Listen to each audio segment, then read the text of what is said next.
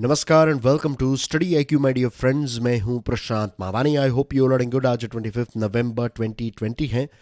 दिन की शुरुआत करना चाहूँगा। एक किताब है the 5 AM club, written by Robin Sharma.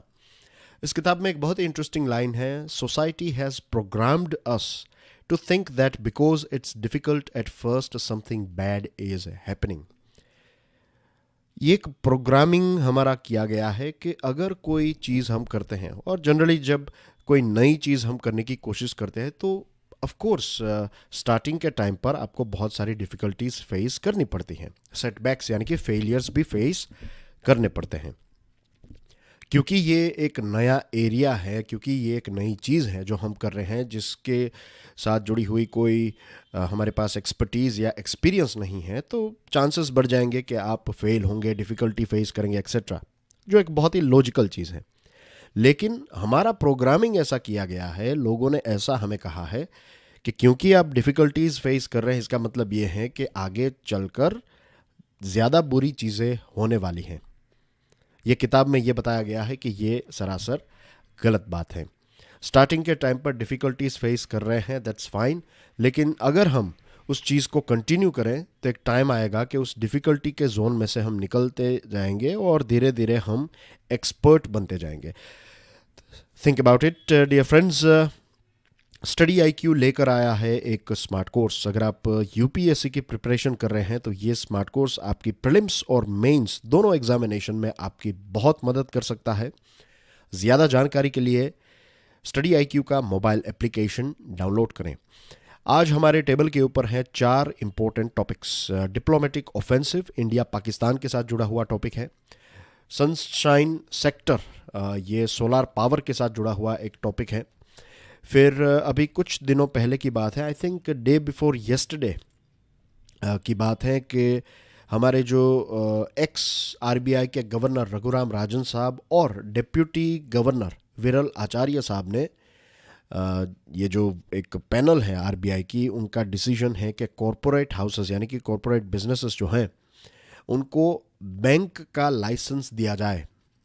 तो ये जो दोनों आरबीआई के ऑफिसर्स जो हैं, एक्स ऑफिसर्स, तो उन्होंने इसका विरोध किया है। तो कौन कौन से ऐसे नेगेटिव पॉइंट्स हैं उसके बारे में बात करेंगे। और लास्ट में जम्मू एंड कश्मीर में जो ट्राइबल्स हैं उनके लैंड राइट्स के साथ जुड़े हुए कुछ इश्यूज़ को हम देखने वाले हैं, और उसके बाद कुछ न्यूज़ आइटम्स भी हैं। तो let's start our discussion. Diplomatic offensive. Dear friends, आपको पता होगा कि नागरोता नाम का जो एरिया है जम्मू एंड कश्मीर में, वहाँ पर एक मिलिट्री ऑपरेशन कंडक्ट किया गया और 4 आतंकवादी, ऐसा माना जाता है कि ये चारों के 4 आतंकवादी जो हैं ये पाकिस्तान बेस्ड जैश ए मोहम्मद के मेंबर थे।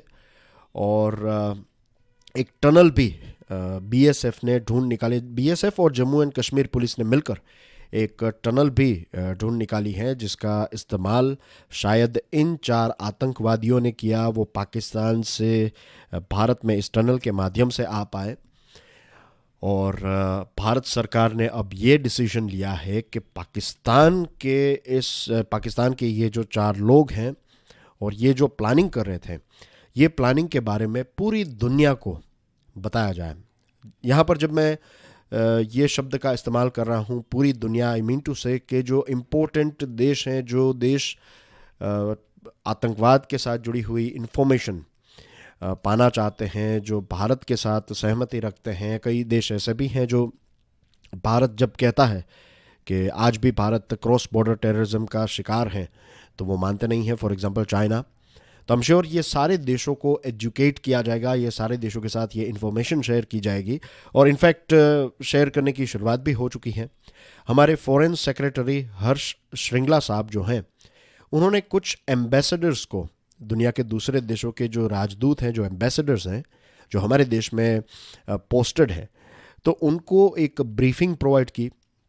उनको ये बताया कि कैसे ये 4 आतंकवादी जो हैं, वो लास्ट जो अटैक, बड़ा अटैक हुआ था पुलवामा बॉम्बिंग, जिसमें हमारे 40 जितने सीआरपीएफ के पर्सोनल बैटल कैजुअल्टी हो गए, उनको टारगेट किया गया। तो पुलवामा अटैक जितना बड़ा अटैक ये 4 लोग करना चाहते थे। और ये भी बताया जाता है कि वो 26/11 यानी कि कल 26/11 2008 में मुंबई में जो टेरर अटैक हुआ था, तो उसी प्रकार का टेरर अटैक जो है वो हमारे देश में करने का प्लान कर रहे थे, और उनको हमारी जो फोर्सेस हैं उन्होंने हंट डाउन कर दिया है। इस पर्टिकुलर आर्टिकल में ये बात नहीं है, लेकिन मैं यहाँ पर ऐड करना चाहता हूँ कि ऐसे ऑपरेशंस जो हैं ये 24/7 365 डेज इस प्रकार के ऑपरेशंस जो हैं वो चलते रहते हैं। एक पूरी डेडिकेटेड टीम है भारत के पास जो ऐसे आतंकवादियों के साथ जुड़ी हुई इंटेलिजेंस कलेक्ट करते हैं, ऐसे डेटा जो है, इंफॉर्मेशन जो है वो कंटिन्यूसली कलेक्ट करते रहते हैं, और कई ऐसे इंटेलिजेंस के रिपोर्ट होते हैं, कुछ ऐसी इंफॉर्मेशन जब उनको मिलती हैं तो उसके ऊपर एक्ट भी करते हैं। तो उसमें से ये एक एग्जांपल है।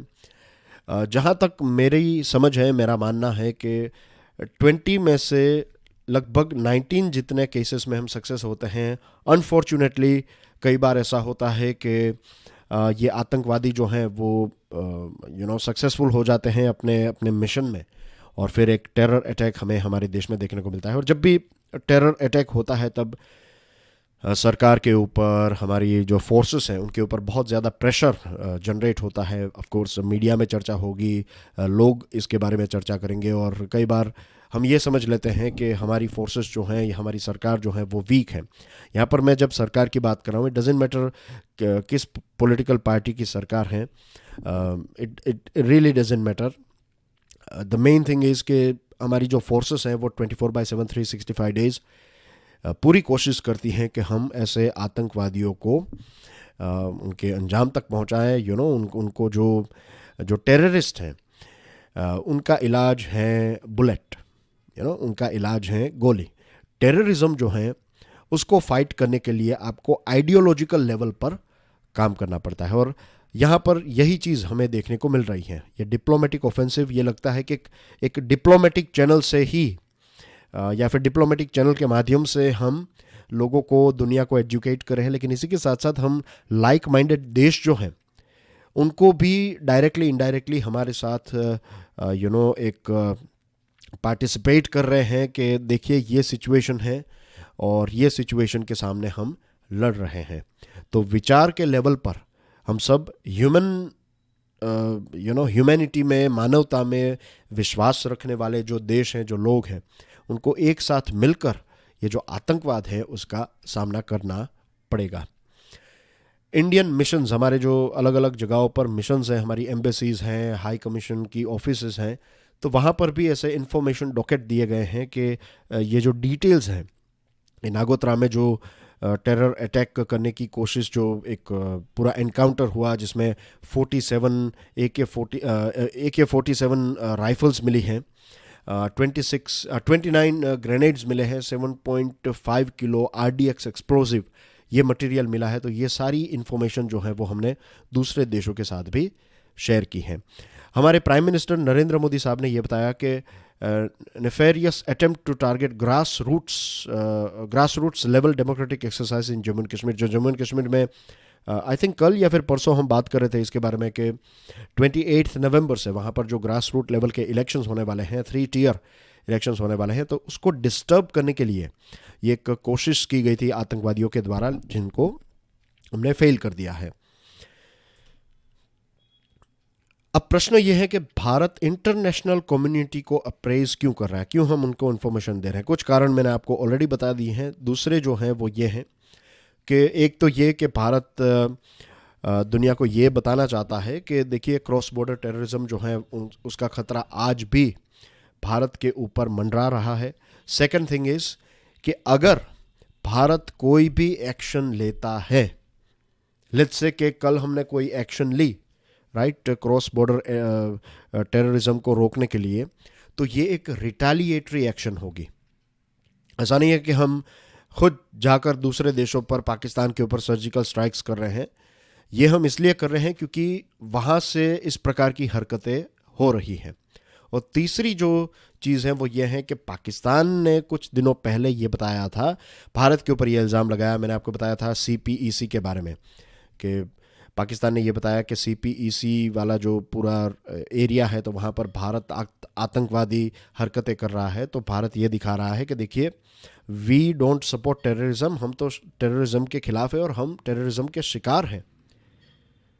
लेकिन पाकिस्तान जो है ये ऐसा देश है जो इस प्रकार जो टेररिज्म को ओपनली, मीन्स कितनी सारी किताबें, कितने सारे एक्सपर्ट्स हैं, आप उनको पढ़िए, और ये रियलिटी है कि पाकिस्तान ने हमेशा ये प्रॉक्सी वॉर या आतंकवादियों का सहारा लेकर भारत को डिस्टर्ब करने की कोशिश की है और करता आया है। दूसरा जो एक इंटरेस्टिंग पॉइंट यहाँ पर हमें पढ़ने को मिल रहा है वो ये है कि जब हम इंटरनेशनल कम्युनिटी को ऐसे इश्यू में इन्वॉल्व करते हैं तो इसका जो रिस्क है वो ये है कि ये एक डबल एज्ड स्वॉर्ड है। इसमें पाकिस्तान को तो इश्यू फेस करना पड़ेगा, लेकिन ये भी होगा कि ये जो द्विपक्षीय इश्यू है पाकिस्तान और इंडिया के बीच में, इसमें दूसरे देश भी इसमें ऐड हो जाएंगे और उसके बाद ये भी हो सकता है कि उनके खुद के ओपिनियंस, वो खुद कोई देश ऐसा कहे कि हमें ये नहीं, ये करना चाहिए, तो ऐसी चीज़ों के लिए भी हमें तैयार रहना पड़ेगा। दूसरी एक और चीज़ FATF, जिसके बारे में भी हमने अभी 1-2 दिन पहले बात की थी कि पाकिस्तान जो है वो ब्लैक लिस्ट में ऐड हो सकता है।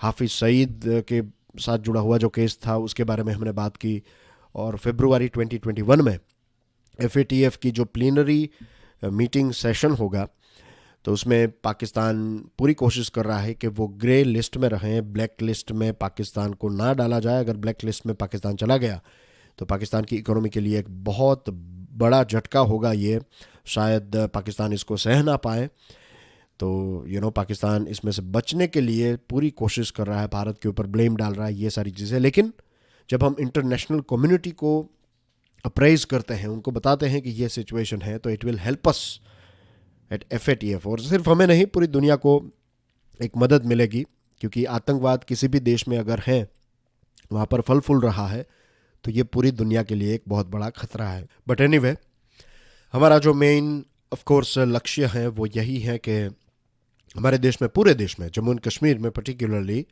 एक शांतिमय वातावरण जो है वो कंटिन्यू रहे। डियर फ्रेंड्स, आज के लेक्चर की PDF को डाउनलोड करने के लिए check out my Telegram channel. You can follow me on Facebook as well. अगर आज का वीडियो पसंद आता है then please hit the like button, lecture को दूसरे स्टूडेंट्स के साथ शेयर ज़रूर करें और हमारी चैनल को सब्सक्राइब करना ना भूलें। फिर बात करते हैं सनशाइन सेक्टर के बारे में। टाइम्स ऑफ इंडिया का ये एक एडिटोरियल है। सोलार पावर टैरिफ की बात करें तो ये लगातार गिरते जा रहे हैं। बहुत ही ब्रीफली, जब सोलार पावर की शुरुआत हुई हमारे देश में तो पर यूनिट प्राइस जो है वो बहुत ज़्यादा थे, डबल डिजिट में थे। फिर धीरे धीरे करके ये ड्रॉप होते गए। जो थर्मल पावर प्लांट हैं उससे जो हम इलेक्ट्रिसिटी पैदा करते हैं उससे कई 5-6 रुपये ज़्यादा था सोलार पावर का चार्ज, लेकिन अब ये धीरे धीरे कम होता जा रहा है। लास्ट जो बिडिंग थी वो 2.36 रुपीज़ पर यूनिट ये बिडिंग थी, और लेटेस्ट जो बिडिंग है solar energy corporation of India से की recorded tariffs of 2 rupees per unit. तो ये एक अच्छी खबर है कि सोलार पावर की पर यूनिट की प्राइस जो है वो कम होती जा रही है। That is a very good news, क्योंकि ओवरऑल पूरी दुनिया का, भारत का लक्ष्य यही है कि हम फॉसिल फ्यूल, कोयला, पेट्रोल, डीजल, गैस एक्सेट्रा, ये सारी चीज़ों का इस्तेमाल कम करें और धीरे धीरे करके, ऑल ऑफ द सडन नहीं, लेकिन धीरे धीरे हम रिन्यूएबल सोर्सेस का इस्तेमाल ज़्यादा करें। The constant lowering of tariffs gels with India's ambitious plan to transition towards increasing the incidence of renewable energy sources to power the economy। जो मैंने अभी आपको समझाया है कि धीरे धीरे हम ट्रांजिट करना चाहते हैं फॉसिल फ्यूल से रिन्यूएबल सोर्सेस की तरफ, तो इसको लेकर ये एक अच्छी खबर है। नाउ, भारत का सोलर पावर को लेकर जो टारगेट है दैट इज 100 गीगावाट बाय 2022। हमारी capacity at the end of 2019-20 है 34.62 गीगावाट, राइट। जो हमारा टारगेट है, तो एज पर दिस आर्टिकल हमने 34.62 गीगावाट इसमें अचीव किया है। अभी एक बहुत लंबा रास्ता हमें तय करना है। दूसरी जो चीज़ है वो ये है कि ये जो हमारा टारगेट है सोलार पावर का, जो हमने 100 गीगावाट का टारगेट रखा है, उसमें एक बहुत बड़ा चंक जो है वो रूफ टॉप सोलार पावर का है। रूफ टॉप सोलार पावर यानी कि हमारे घर पर, हमारी छतों के ऊपर और हमारी जो कमर्शियल बिल्डिंग्स हैं, इन सारी चीज़ बिल्डिंग्स के ऊपर सोलार पावर, ये जो सोलार पैनल्स आपने देखी होगी, it is very famous this days. बहुत सारे नए घरों में तो ये है, बहुत सारे पुराने घरों में भी इसको फिट करवाया जाता है और लोगों के जो बिल्स हैं वो काफ़ी कम भी हुए हैं। लोगों के 2 महीने के बिल 9-10 हज़ार रुपये हुआ करते थे, अब वो 300-400 रुपये ही पे कर रहे हैं, क्योंकि काफ़ी सोलार एनर्जी वो जनरेट कर रहे हैं रूफ टॉप से, ऑफ कोर्स। इसमें सबसे बड़ा इश्यू जिसके बारे में इस पर्टिकुलर आर्टिकल में नहीं है, लेकिन I would like to share it with you, कि सबसे बड़ा इश्यू जो फेस कर रहे हैं लोग वो ये है कि सब्सिडी जो है वो कभी ऑन होती है, कभी बंद होती है। कुछ महीनों के लिए सब्सिडी ऑन होती है तो बहुत सारे एप्लीकेशंस फाइल किए जाते हैं। फॉर एग्जांपल, अगर आपको ही आपके घर के ऊपर सोलार पैनल्स लगवानी है तो 2 लाख की पैनल है, उसके ऊपर डिस्काउंट और सब्सिडी और सारी चीज़ें मिलकर अगर आपको 1 लाख रुपए पे करने हैं, तो ये जो डिस्काउंट है वो अगर आपको सरकार या फिर सब्सिडी सरकार टाइम पर पे नहीं करेगी, तो फिर माफ़ कीजिएगा दोस्तों, मेरा गला जो है वो आज भी परफेक्ट नहीं हुआ है, and this is one of the reason के लेक्चर्स थोड़े जो हैं वो लेट आ रहे हैं, क्योंकि ये दवाइयाँ जो हैं उनके ये थोड़े आई थिंक हैवी डोजेस हैं, आई थिंक, जिसकी वजह से you know can't wake up early. But anyway, I am feeling better. I am just telling you guys के थोड़ा बहुत आपको वो जो एक फ्लो था वो फ्लो मुझे भी फील नहीं हो रहा। I am not sure whether you are feeling the flow और नॉट। ओके, तो I was talking about this thing के टाइम पर सब्सिडी नहीं मिल रही है या फिर हर एक का नंबर नहीं लग रहा है, इसकी वजह से इसमें रूफटॉप को हम इतना ज़्यादा रूफटॉप के टारगेट को इतना ज़्यादा अचीव हम नहीं कर पा रहे हैं। लेकिन कुछ पॉजिटिव चीज़ों की बात करें तो जो इंटर स्टेट ट्रांसमिशन, एक स्टेट में से दूसरे स्टेट में ट्रांजिशन के जो चार्जेस थे उनको हटाया गया। फिर बहुत सारी जगहों पर सोलार पार्क्स सेटअप किए जा रहे हैं। तो ये कुछ रीजंस हैं जिसकी वजह से सोलार एनर्जी का प्रोडक्शन इंक्रीज हुआ है, तो कॉस्ट जो है वो कम हुई है। दूसरा जो एक हर्डल, ये एक टाइम पर सब्सिडी नहीं मिल रही है, ये एक हर्डल है। दूसरा हर्डल जो है वो ये है कि चाइना एक बहुत ही डोमिनेंट प्लेयर है। सोलार कैपेसिटी की बात करें और सोलार सेल्स की बात करें तो आज तक 75 से लेकर 90% जितने ये जो सोलार सेल्स हैं वो हमने चाइना से इंपोर्ट किए हैं। अब चाइना के साथ एलएससी के ऊपर जो इश्यू चल रहा है तो इसको लेकर हमने बहुत सारे ऐप्स बैन किए हैं। अभी कल की ही खबर थी कि हमने कुछ 43 जितने नए ऐप्स चाइना के बैन कर दिए हैं। तो बॉयकॉट चाइना जो चल रहा है, तो इसकी वजह से हम सोलार सेल्स को भी वहाँ से इंपोर्ट नहीं करेंगे। तो अब हम सोलार सेल्स को यहाँ पर बनाएंगे तो स्टार्टिंग में इसकी कॉस्ट जो है वो ज़्यादा होगी। तो कॉस्ट ज़्यादा होगी तो इसकी वजह से लोग जो है वो सोलार पैनल्स को नहीं लगवाएंगे। तो इसकी वजह से जो हमारा ओवरऑल टारगेट है वो भी हम अचीव करने में एक मुसीबत फेस कर सकते हैं। और इसी के साथ साथ जो हमारा ओवरऑल टारगेट दूसरा जो है कि फॉसिल फ्यूल से रिन्यूएबल की तरफ जाना, वो भी थोड़ा स्लो डाउन हो सकता है। इसके अलावा भी चैलेंजेस हैं जिसको हम कहते हैं विज चोरी, इलेक्ट्रिसिटी की चोरी। बहुत सारे गांव आज भी, बहुत सारे अर्बन एरिया में और बहुत सारे गांवों में हमारे देश में बहुत सारे ऐसे घर हैं जो इलेक्ट्रिसिटी का बिल ही नहीं पे करता, अगर करते भी हैं तो 60, 100 रुपीज़, 200 रुपीज़, लेकिन कंजम्पशन बहुत ज़्यादा है, लेकिन एक्चुअल पेमेंट वो कम कर रहे हैं क्योंकि वो बिज चोरी करते हैं। मीटर के साथ छेड़खानी की, डायरेक्ट पावर ले लिया, ये सारी चीज़ें। तो इसकी वजह से जो डिस्ट्रीब्यूशन कंपनीज हैं उनको बहुत ज़्यादा नुकसान हो रहा है। ऊपर से स्टेट गवर्नमेंट्स का भी खर्च बढ़ चुका है बिकॉज ऑफ कोविड-19 और लॉकडाउन की वजह से। तो डिस्ट्रीब्यूशन कंपनीज जो हैं उनको बहुत सारा इश्यू फेस करना पड़ सकता है। तो ये कुछ चैलेंजेस भी हैं। Moving on to next topic, say no to corporate houses in Indian banking. क्यों कॉरपोरेट्स को बैंक का लाइसेंस नहीं देना चाहिए?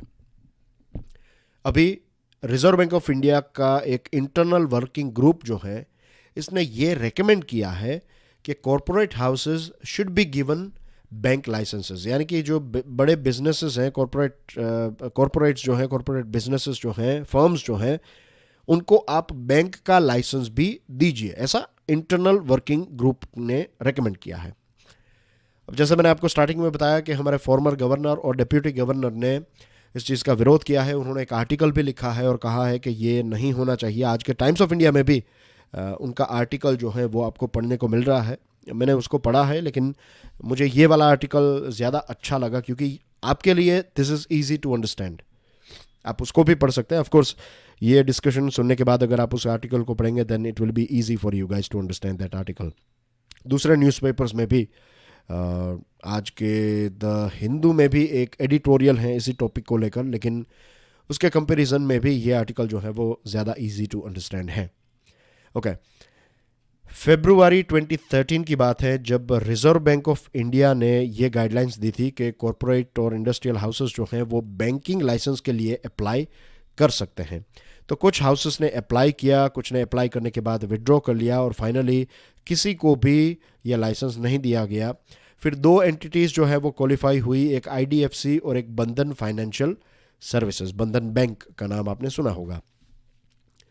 फिर 2014 में उस टाइम पर रिजर्व बैंक ऑफ इंडिया के गवर्नर थे रघुराम राजन साहब, और उससे पहले एक कमिटी थी तो उस कमिटी में भी रघुराम राजन साहब थे और उन्होंने बताया, इस कमिटी ने बताया कि this committee believes it is premature to allow industrial houses to own banks, कि ये कमिटी नहीं मानती है कि इंडस्ट्रियल हाउसेस को बैंक का लाइसेंस दिया जाए। यूएसए में भी आज भी ये चीज़ नहीं है और 2014 से लेकर आज तक 2020 तक ये 6 सालों में रिजर्व बैंक ऑफ इंडिया की पोजीशन यही रही कि ये लाइसेंस नहीं देना चाहिए। लेकिन लेटेस्ट जो इंटरनल वर्किंग कमेटी ने अपना एक रिपोर्ट दिया है, रिकमेंडेशन दिया है, तो इसमें इंटरनल वर्किंग कमेटी का कहना यह है कि उन्होंने दोनों pros and cons, positives and negatives दोनों को तोला है और उसके बाद वो कह रहे हैं कि लाइसेंस देना चाहिए। पॉजिटिव्स की बात करें तो आईडब्ल्यूजी का कहना यह है कि कॉरपोरेट हाउसेस जो हैं वो कैपिटल यानी कि बहुत सारे पैसे लेकर आएंगे और अपनी जो एक्सपर्टीज़ है वो भी हमें बैंकिंग क्षेत्र में देखने को, उनकी जो एक्सपर्टीज़ है कॉरपोरेट हाउसेस की, वो हमें देखने को मिलेगी। दूसरी जो चीज़ है वो ये है कि इनकी एक्सपर्टीज़ है और बिजनेस कनेक्शंस है, ये सारी चीज़ें, तो इट विल बी ईजियर कि एक नई बैंक आ जाए या फिर नई एक बैंक कंपटीशन में आ जाए तो कंपटीशन की वजह से फ़ायदा होगा एंड थिंग्स लाइक दैट, ये सारी चीज़ें हैं।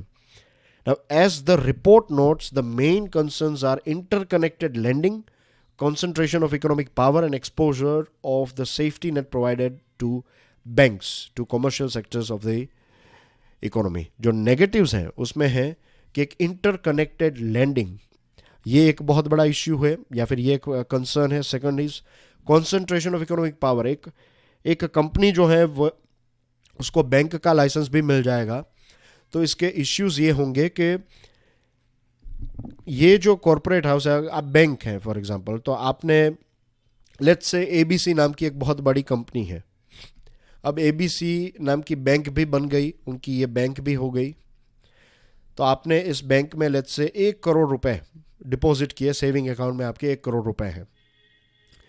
क्योंकि ये जो बैंक है ये एबीसी की है तो ये क्या करेंगे, ये 1 करोड़ रुपए का इस्तेमाल जो है वो खुद के बिजनेस के लिए भी कर सकते हैं। तो उनको तो ईजिली फंड मिल गया, बहुत ही कम रेट के ऊपर उनको 1 करोड़ रुपए मिल गया, तो ऐसे तो कितने सारे अकाउंट्स खोलेंगे वो। दूसरी चीज, they can ensure that funds are directed to their cronies, उनको अगर किसी कंपनी को सपोर्ट करना है, उनके सप्लायर्स, उनके कस्टमर्स एक्सेट्रा, तो उनको भी ये फंड प्रोवाइड करेंगे, उसमें से इंटरेस्ट। लेकिन उनको फंड कहाँ से मिल रहा है, मेरे और आपके सबके पैसे से। आज तक हमारी पब्लिक बैंक के साथ क्या हुआ था या फिर क्या हो रहा था कि ये हैं पॉलिटिशियंस, लेट्स से एक तरफ आप रख दीजिए बैंक्स को और एक तरफ है यहां पर बिजनेसेस, राइट, कॉरपोरेट्स। तो कॉरपोरेट्स जो हैं ये पॉलिटिशियंस को पैसे देते हैं, पॉलिटिकल पार्टीज को पैसे देते हैं इलेक्शंस जीतने के लिए। जब ये इलेक्शंस जीत जाएंगे तो फिर ये ऐसे ऑफिसर्स को अपॉइंट करेंगे जो इजीली कॉरपोरेट्स को पैसे दे दें। तो यहाँ पर नेक्सस बन गया इनका कि बैंक के ऊपर कंट्रोल किसका, पॉलिटिशियंस का।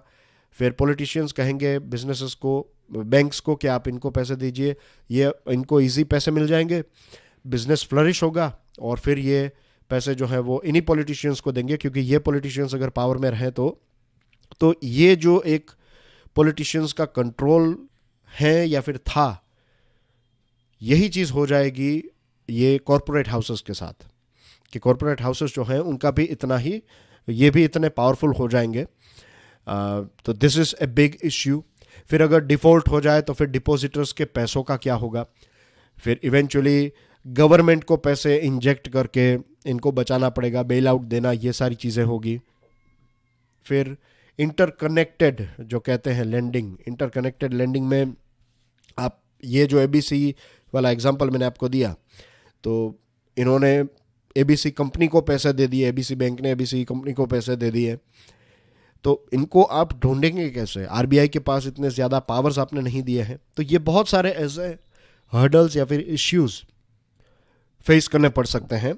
ये रघुराम राजन और विरल आचार्य साहब ने अपने आर्टिकल में लिखा है। और फिर आप आरबीआई को पावरफुल कॉरपोरेट हाउसेस के विरोध में रख देंगे, आरबीआई वर्सेस पावरफुल कॉरपोरेट, ऐसी सिचुएशन हो जाएगी। और फिर ये कॉरपोरेट्स गवर्नमेंट और इन्फ्लुएंशियल जो लोग हैं उनके माध्यम से आरबीआई के ऊपर, आरबीआई की जो एक अथॉरिटी है वो वीक हो सकती है। तो ये कुछ इश्यूज हमारे सामने रखे हैं। हाँ, बैंकिंग सेक्टर में रिफॉर्म्स की आवश्यकता है, लेकिन इस आर्टिकल का कहना यही है कि ये जो स्टेप है ये स्टेप राइट रिफॉर्म नहीं है। Moving on to last topic, with land rights but no land. Tribal politics, state जब था, जम्मू एंड कश्मीर एक राज्य था, तो उस टाइम पर भी ट्राइबल पॉलिटिक्स जो है वो एक टॉपिक था। और जो वहाँ पर ट्राइबल्स हैं, वहाँ के जो आदिवासी हैं, तो उनको जॉब में तो रिजर्वेशन दिया गया, लेकिन पॉलिटिकल रिजर्वेशन उनको नहीं दिया गया था। अब पॉलिटिकल रिजर्वेशन नहीं था तो फिर वो अपने जो भी इश्यूज थे वो लेजिस्लेटिव असेंबली के सामने नहीं रख पा रहे थे। लेकिन अगर आप उनकी पॉपुलेशन देखें तो उनका जो वोट शेयर है ये 21 असेंबली कॉन्स्टिट्यूएंसी में बहुत ही इंपॉर्टेंट रोल रही है। डिसाइडर्स थे वो, जिनको वोट देंगे वो पार्टी या फिर वो कैंडिडेट जीत जाएगा। तो इतनी ज़्यादा वोटिंग पावर होने के बावजूद भी उनको पॉलिटिकल रिजर्वेशन नहीं दिया गया। अब बात आ रही है कि एफआरए यानी कि फॉरेस्ट राइट एक्ट जो है 2006, तो उसको एक्सटेंड किया जाए और उनका लाभ जो है वो जम्मू एंड कश्मीर में रहने वाले जो आदिवासी हैं उनको मिले, उनको एक्सेस और ओनरशिप राइट मिले, फॉरेस्ट बेस्ड लाइवलीहुड राइट्स मिले, माइनर फॉरेस्ट प्रोड्यूस के राइट्स उनके पास जाए।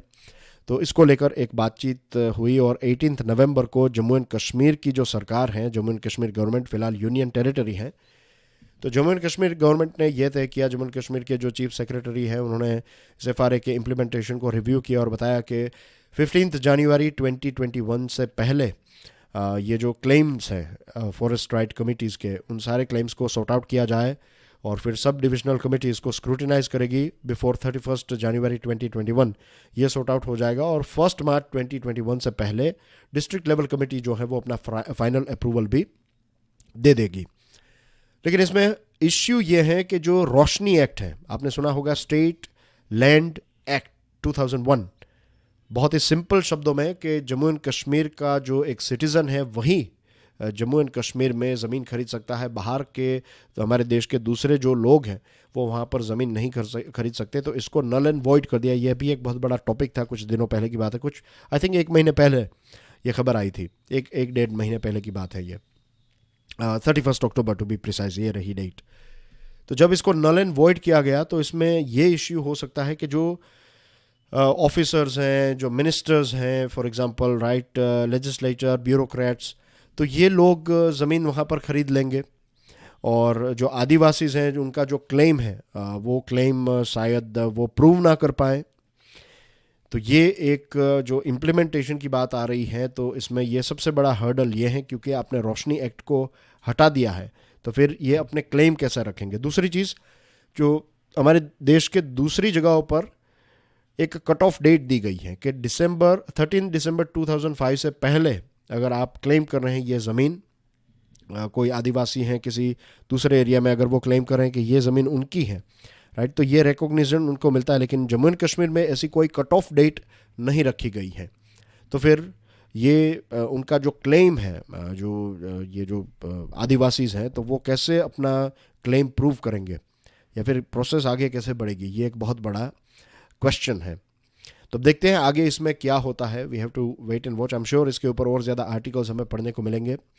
न्यूज़ आइटम्स हैं डियर फ्रेंड्स कुछ आपके सामने। Centennial foundation day of university of Lucknow आज सेलिब्रेट किया जा रहा है। फिर एक निवार नाम का साइक्लोनिक स्टॉर्म है तमिलनाडु और पुडुचेरी में, ये एक्सट्रीम हैवी रेनफॉल और बहुत नुकसान भी इसमें इन दोनों जगहों पर हो सकता है। इसके अलावा कुछ और न्यूज़ आइटम्स हैं, जैसे मैंने आपको बताया भारत सरकार ने कुछ 43 चाइनीज़ ऐप्स को बैन किया है। कांग्रेस के एक बहुत फेमस लीडर अहमद पटेल का निधन हुआ है। और एडहर टू कोविड-19 नॉर्म्स इन रैलीज, ये बताया है हाई कोर्ट ने। और इसके अलावा कुछ और न्यूज़ आइटम्स हैं, आप प्लीज़ पीडीएफ को डाउनलोड करने के बाद इसको देख लीजिएगा। PDF is available on my Telegram channel. हमारे स्मार्ट कोर्स के बारे में ज़्यादा जानने के लिए डाउनलोड करें हमारा mobile app, and please don't forget to subscribe to our YouTube channel. Thank you very much. God bless you all. जय हिंद।